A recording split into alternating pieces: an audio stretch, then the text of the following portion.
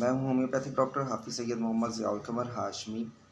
आज का जो टॉपिक है वो हम देखेंगे कि कौन सा तरीक़ा इलाज बेहतर है कि अगर हमारे स्टमक में प्रॉब्लम है, हमें कॉन्स्टिपेशंस का प्रॉब्लम है, पाइल्स का प्रॉब्लम है, हमारे एक्ने, फ्रीकल्स, इवन कि कोई भी हमें कोई प्रॉब्लम है, हमें टेम्परेचर है, हमें कफ बना हुआ है, तो कौन सा इलाज जो है वो हमारे लिए बेहतर है, कौन सी मेडिसिन हमारे लिए बेहतर हैं कि जिसके इस्तेमाल से एक तो ये है कि हमारी जो बीमारी है, डिसीज़ है, वो जड़ से ख़त्म होगी और काफ़ी देर तक जो है आप जो है वो उस बीमारी में दोबारा मुब्तला नहीं होंगे और उसके कुछ साइड इफ़ेक्ट्स भी ना हों।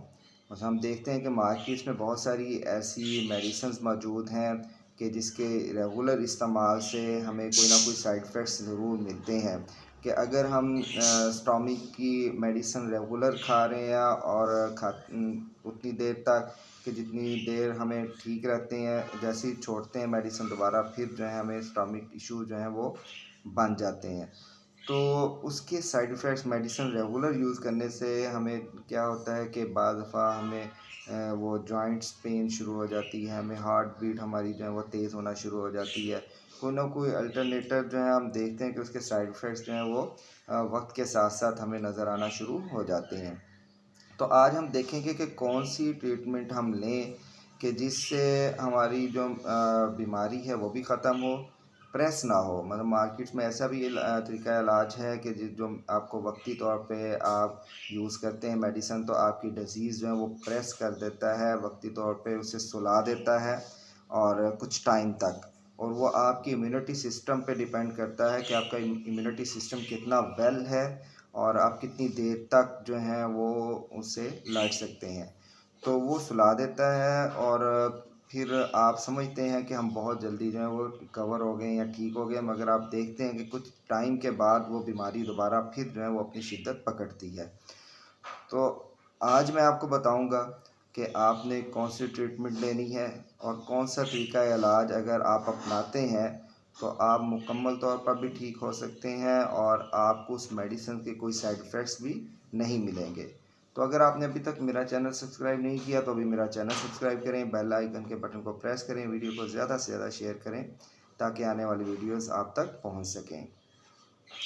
अब देखें जी, इस में जो है वो 3 तरीक़ा इलाज हैं पूरी दुनिया में राइज। अब तो उसके अंदर भी जिद्दत आ गई है और मुख्तलिफ़ मशीनरीज़ आ गई हैं और लेटेस्ट किस्म के जो इलाज में जो है इस्तेमाल की जाती हैं।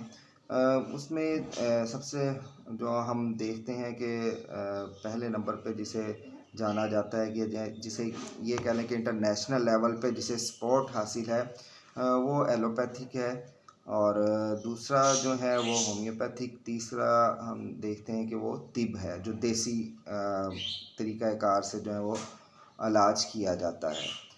तो अगर हम एलोपैथी को डिस्कस करें तो इसमें जितनी भी मेडिसिन्स आती हैं उसका जब हम बॉडी पे अप्लाई करते हैं तो उसके कोई ना कोई साइड इफ़ेक्ट्स ज़रूर मिलते हैं। कुछ अगर जो वो मरीज़ कि जो रेगुलर मेडिसिन यूज़ कर रहे हैं, तो रेगुलर मेडिसिन यूज़ करने से उसके कोई ना कोई साइड इफ़ेक्ट्स ज़रूर आपको मिलेंगे। तो इस तरह अगर हम तिब को देखते हैं, वो मुख्तलिफ़ जड़ी बूटियों को मिला के जो अप्लाई करते हैं पेशेंट्स पे, तो वो जो जड़ी बूटियां हैं, एक तो ये है कि वो हैंडमेड जो चीज़ें बना रहे होते हैं उसमें जर्म्स भी इंक्लूड हो सकते हैं और दूसरा ये है कि उसकी जो तासीर है वो सर्द और गर्म भी हो सकती है। जो मुख्तलिफ़ बॉडीज़ पे अगर अप्लाई करते हैं तो उसके कोई ना कोई नुकसान हो सकते हैं।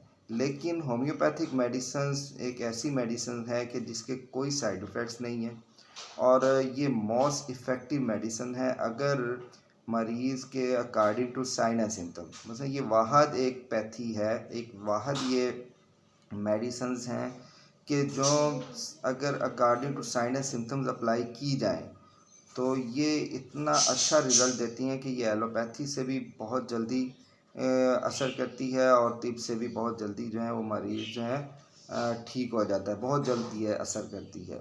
तो होम्योपैथिक मेडिसिन्स के कोई साइड इफ़ेक्ट्स नहीं है। आपको अगर क्रोनिक प्रॉब्लम है या एक्यूट प्रॉब्लम है तो आप जो है वो होम्योपैथिक मेडिसिन्स को अप्लाई करें अपनी फैमिली पे, अपने बच्चों पे और अपने आप पे।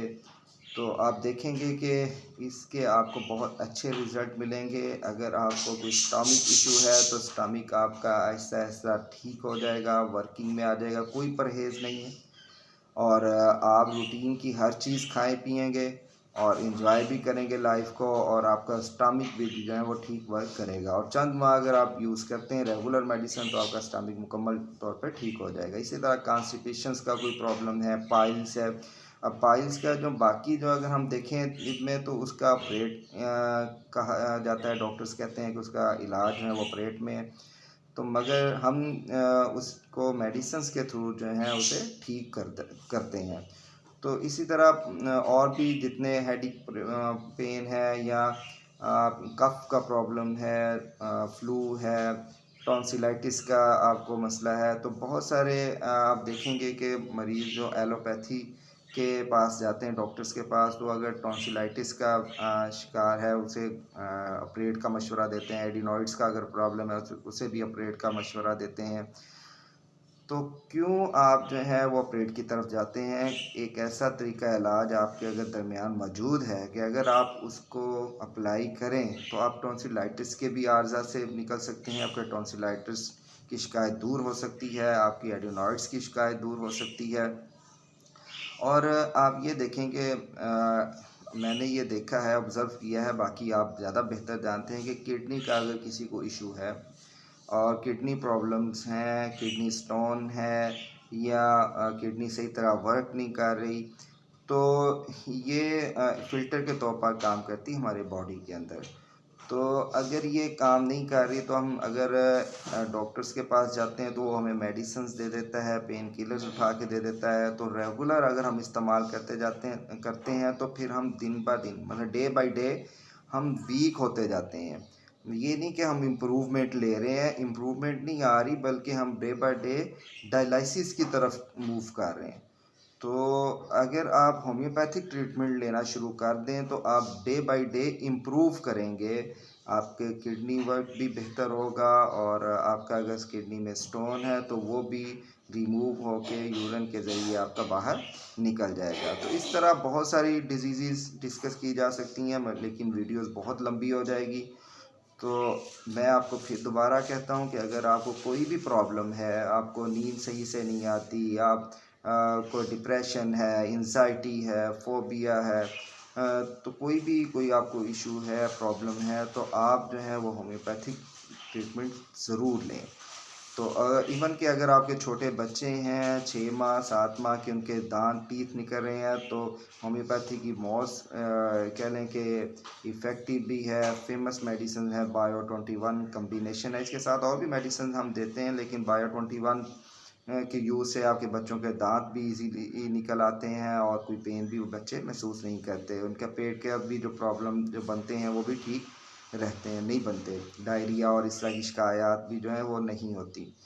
तो मैंने डिस्क्रिप्शन पे अपना नंबर भी दे दिया है। अगर कोई पेशेंट पाकिस्तान में या फ़ॉरेन कहीं पे भी किसी जगह पे रहता है तो वो अगर ऑनलाइन ट्रीटमेंट लेना चाहता है तो वो राब्ता कर सकता है। तो इंशाल्लाह नेक्स्ट वीडियो में किसी और टॉपिक के साथ आपसे मुलाकात होगी। अल्लाह हाफिज़।